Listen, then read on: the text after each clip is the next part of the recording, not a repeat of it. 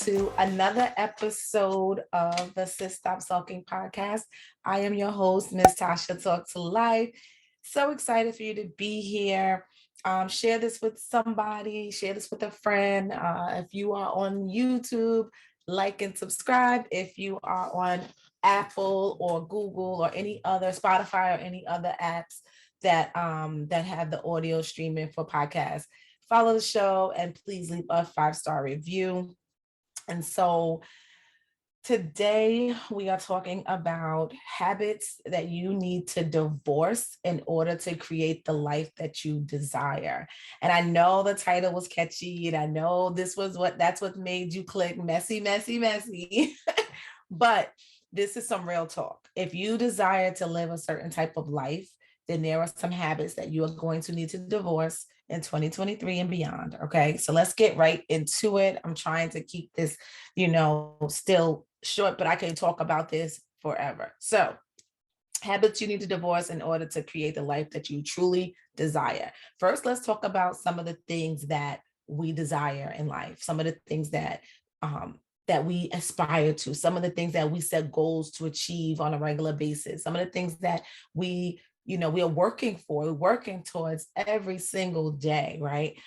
You desire to be happy, you desire to be healthy, you desire to be sexy in your clothes, you desire to look good, you desire to have the dream career, the dream business, you desire to be married or in a loving relationship, you desire to have time freedom, you desire to be financially free, you desire to have closer connections with God, and you desire to be mentally and emotionally stable and well. So there are things that you desire out of life, and there are things that you deserve, and you know what they are. But the thing is, there are habits that are keeping you from those desires. There are habits that you do on a regular basis that are keeping you from growing forward and achieving the things that you truly deserve and the things that you truly desire. So I'm here to tell you today that we are divorcing those habits, okay? And there's countless. I'm only going to give you about 9 or 10 today. So get your pen and paper ready, and I want you to write this down. So as I talk about the habit that you need to divorce, I'm going to talk about how you combat that. What is something that you can do to offset that habit, right? All right, so let's get into it. So the first thing, the need, and they're in no particular order. But some of them are going to hit you a little bit harder because it's something that you're dealing with personally. So the first one is the need for validation from others. Okay. You're constantly looking for other people to give you the green light. You're looking for other people to tell you that you're on the right track. Yes. You're looking for people to tell you, no, don't do that, because you're truly unsure yourself. And you're thinking, if I can get validation from this person, from that person, I'll know what to do. When in actuality, it's just going to cause more confusion. It's going to cause you to really not know what to do, which is going to keep you stuck, right? So the truth with seeking validation is everything that you need, and everything that everything that you need is inside of you already. So what you need to do is to sit still with yourself and God.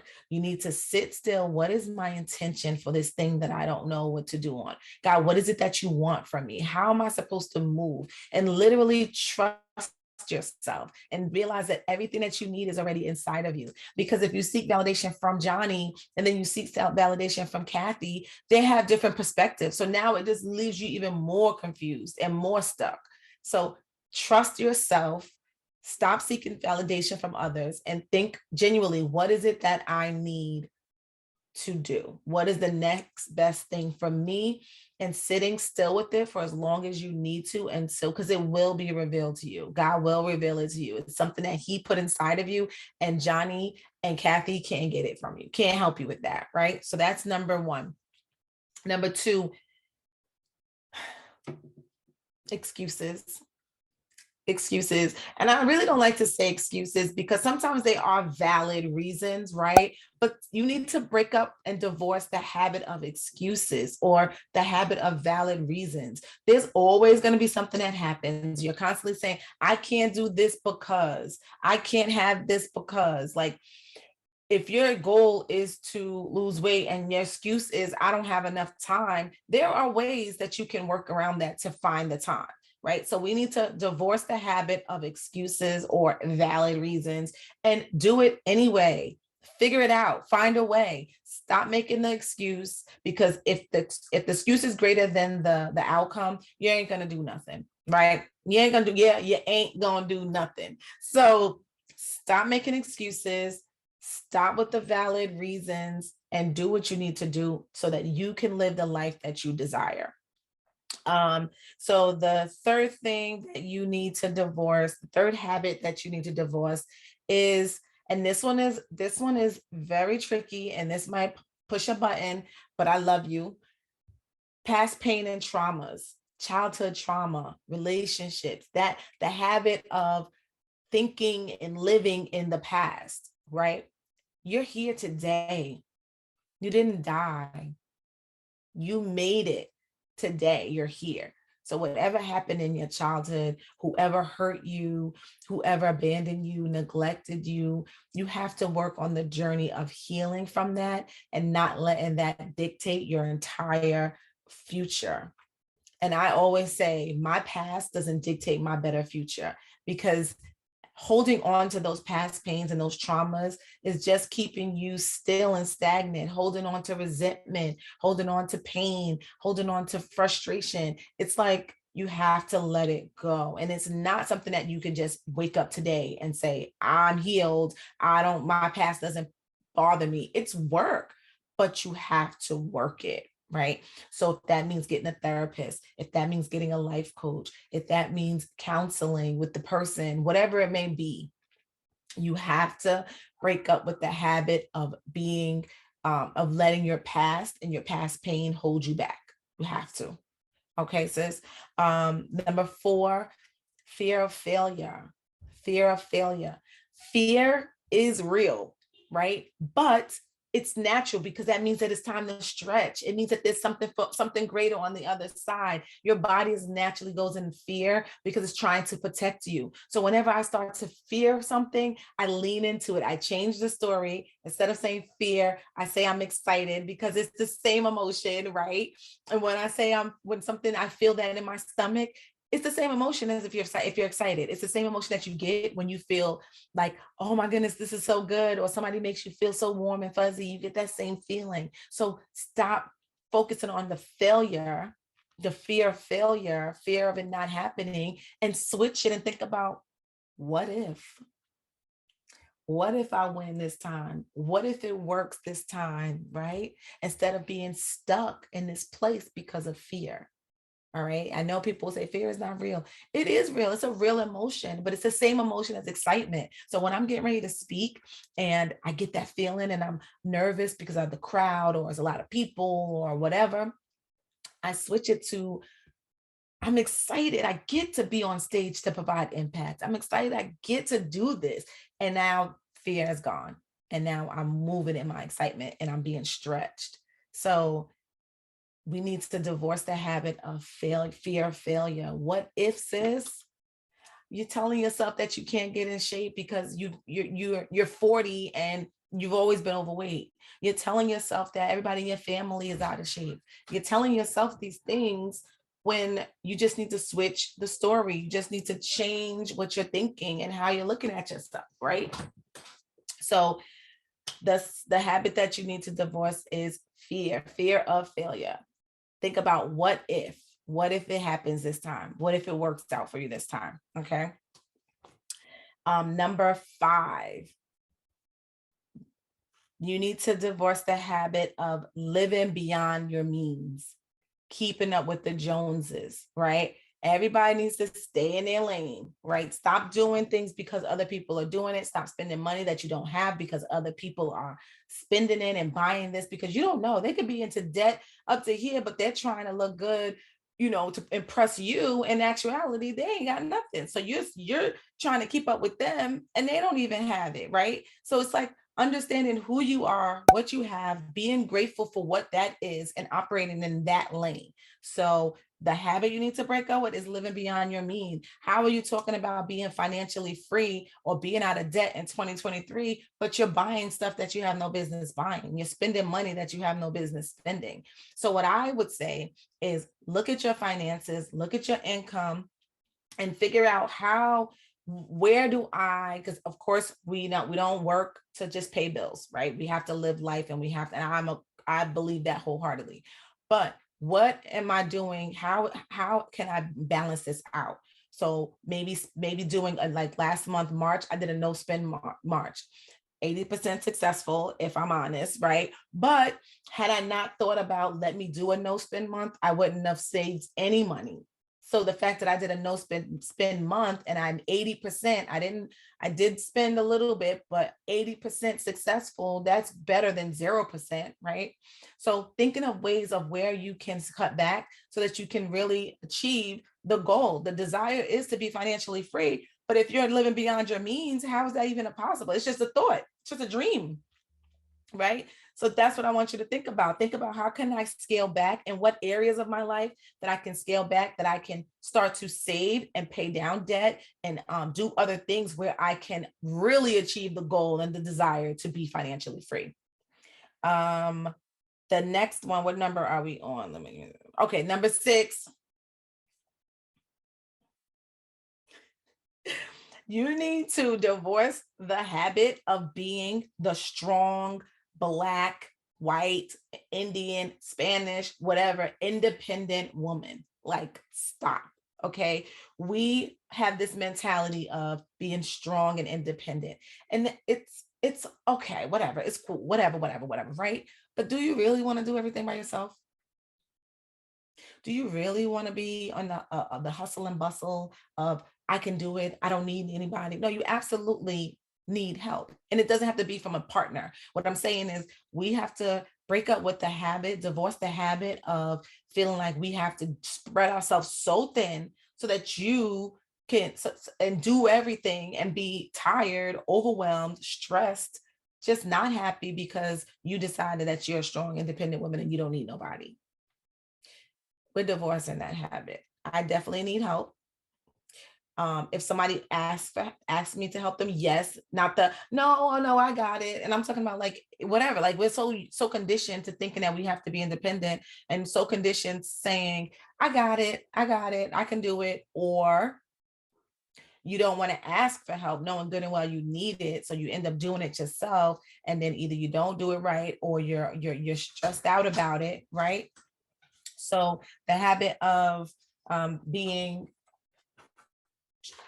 strong, independent, that strong, independent woman mentality, we're breaking up with that. We're divorcing that. We're not doing that, right? So that is number 7. So number 7, we are divorcing the habit of procrastination, right? So the habit of I don't know. I know I have to do this, and this, but I'm gonna do it tomorrow. I need to do all of this stuff, but I'm gonna take a nap.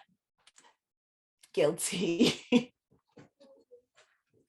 So guilty, right? So procrastination is many reasons why we procrastinate, but we have to divorce that habit. Just do it. Get it done. Write out a plan. What are the steps? What is the next best step? What do I need to do? This needs to get done. What's the next thing? What's the lowest hanging fruit? What can I do right now instead of doing nothing at all? Okay. Number eight, imposter syndrome and negative self-talk. Divorce it. It's done. You have to divorce negative self-talk and imposter syndrome. Here's why. Because how you speak to yourself is what shows up. The power is in the tongue. So when you're thinking you want to do something and then you tell yourself, I'm not good enough. I'm not smart enough. I'm not strong enough. That's what's true. What is it? What did I say? However, whether you think you can or you can't, you're right. Right. So you need to break up with the negative self-talk. Oh, that is one thing that I cannot tolerate. If you are around me and you start talking negative, it is just like, so I tell you, change your thoughts, change, change the way you talk about your life. First, it's a thought, then it comes out your mouth, followed by the actions. And manifestation is all of those combined. So if you're saying if you're saying I attract no good men, guess who's coming knocking at your door? A no good man. If you're saying I'm always broke or I'm broke, guess what? You're broke. Right. So we got to stop talking negative about ourselves, about our children, about our circumstance. Okay.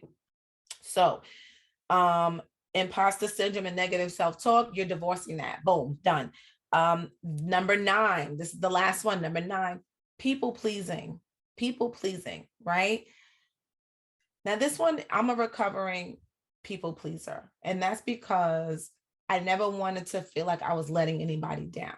Right. You think that they're going to be upset at you for saying no. You think that, you have to be everywhere for everybody, even though they're not there for you. Right. But the habit that you're divorcing today is people pleasing. Okay. People are going to talk about you regardless. People, and then on the flip side, you may think that you're letting someone down by, not saying no. Like if I say no, they're going to be upset at me. In actuality, if you say no, they're going to just go find someone else to ask, right? I think it's more of us thinking like that than them. So divorce, people pleasing, please, right? And also with people pleasing, it's like boundaries. So if you're struggling with people pleasing, you need to take a step back and look at your boundaries, right? Because people are going to ask you only because you keep saying yes. But you don't have to be like, no, or you don't have to be in that nasty way, but they're going to ask you because you keep saying yes. So what I implore you to do is have boundaries and ask yourself, is it serving me to do this right now? Why do I feel bad for saying no to this person? Right? Even though it's not serving me, even though I don't feel good about it, even if it's not something that I want to do, what is it that's making me feel like this? And really link up with that and feel that, and then figure out how you can switch that around. So now saying, if this is not serving me, then I'm going to say no. And I'm going to say it with love. And my no is a no. It's a complete sentence. There's freedom and boundaries. There's freedom in putting yourself first and not worrying about the other person, because the other person is only going to do what you allow them to do. And they're not, I promise you, it's not that, well, then don't ask me, or I'm not your, it's not that. It's all in here. That's your thing, people pleasing. And when you set the boundaries for yourself, it's so freeing. It's so freeing. So just a quick recap: the habits that you are divorcing today: the need for validation from others, excuses, valid reasons, past pain and traumas, fear, failure, living beyond your means, keeping up with the Joneses, the need to be the strong, independent woman mentality, procrastination, imposter syndrome, negative self-talk, and people pleasing. I feel good. And if you just start with one of those, whatever one you resonated with the most, whichever one was like, oh, Tasha, then that's the one I want you to focus on, because sis, you desire to be happy. You desire to have the dream career and business. You desire to be financially free, time freedom. You desire to be healthy, to be sexy, to look good in your clothes. And these things are holding you back from that. These things are stopping you from being your best, beautiful self. So I am challenging you to divorce these habits today. Start divorcing these habits and start thinking of the best version of yourself. What does she look like? What does she do? Where does she live? How does she talk? How does she dress? How does she act? and start embodying it, becoming the person that you want to be, becoming the person that you see in your head, right? So yeah. So I hope that this helps you, because in my journey of becoming my best self and doing all the work and realizing that this second half of my life is all about me. And it doesn't mean it's not about my family. And it doesn't mean that it's not about my relationships. It doesn't mean it's not about my job, my business, my career, none of that. It's about me first, because I need to make sure that my cup is full so that I can pour out to others, because I'm naturally going to pour. We're natural nurturers. You're naturally a nurturer. You're naturally going to give, and you're naturally going to be there, but you're giving droplets because your cup is empty. So in this second half of your life, you need to be putting yourself first, putting your health first. You need to be putting your mental well-being first, your self-care. Like, what do you want? What is bringing you joy? What makes you warm and fuzzy? And I ain't trying to come for you. I'm not. I just want the best for you. I just want to be on this journey with you. I'm like loving it here. It's work every day, right? It's conscious intention like every day, but it's worth it, because little to nothing can disrupt me. God is ever present in every step that I make. I trust him fully. So these are the things that we need to employ today. These are the things that I want you to say, you know what?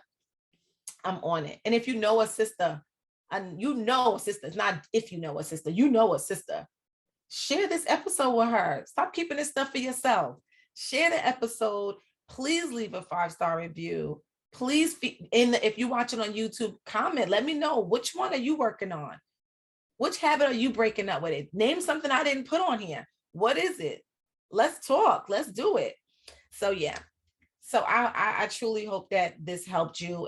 It has helped me in so many ways, just identifying the things that I was doing and identifying the things that I wanted, and how I had to switch my mindset, and I had to switch the way I moved. I had to switch the way I thought, the way I talked, in order to become the person that I am today and the person that I see myself in the future. She's very close. And when she gets it, please, it's on. No.